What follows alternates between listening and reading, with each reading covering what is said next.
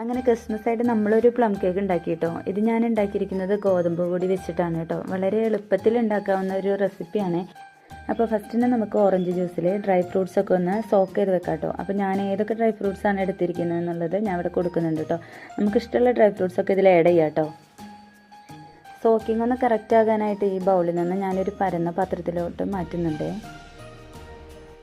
ഇനി സോക്ക് ചെയ്യാനുള്ളത് നമുക്കൊരു ഹാഫ് ആൻ അവർ മാറ്റി വയ്ക്കാം. അതിനുള്ളിൽ നമുക്ക് ശർക്കര മെൽറ്റാക്കി ഒന്ന് എടുക്കാം കേട്ടോ.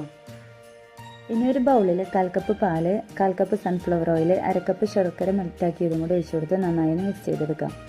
ഇനി ഇതിലോട്ട് 1 കപ്പ് ഗോതമ്പ് പൊടി, 1 teaspoon baking powder, 1/2 teaspoon baking soda, 1/2 teaspoon cinnamon powder ഇതെല്ലാം ആഡ് ചെയ്ത് നന്നായി മിക്സ് ചെയ്തെടുക്കാം. ഇനി ഇതിലോട്ട് നേരത്തെ സോക്ക് ചെയ്യാൻ വെച്ച് ഡ്രൈ ഫ്രൂട്ട്സും കൂടെ ഇട്ട് കൊടുത്തിട്ട് നന്നായി ഒന്ന് മിക്സ് ചെയ്തെടുക്കാം കേട്ടോ. ഇനി കേക്ക് ബാറ്റർ ഒരു ട്രേയിൽ ഒഴിച്ച് നമുക്ക് ബേക്ക് ചെയ്യാൻ വെക്കാം. അങ്ങനെ ബേക്കിങ്ങിനായിട്ട് ഒരു 40 മിനിറ്റ് തന്നെ കേട്ടോ ഞാനിവിടെ സെറ്റ് ചെയ്ത് വെച്ചിരിക്കുന്നത്. അപ്പോൾ അങ്ങനെ നമ്മളുടെ കേക്ക് നല്ല അടിപൊളിയായിട്ട് കിട്ടിയിട്ടുണ്ട്. അപ്പോൾ അത്രയേ ഉള്ളൂ. ബൈ.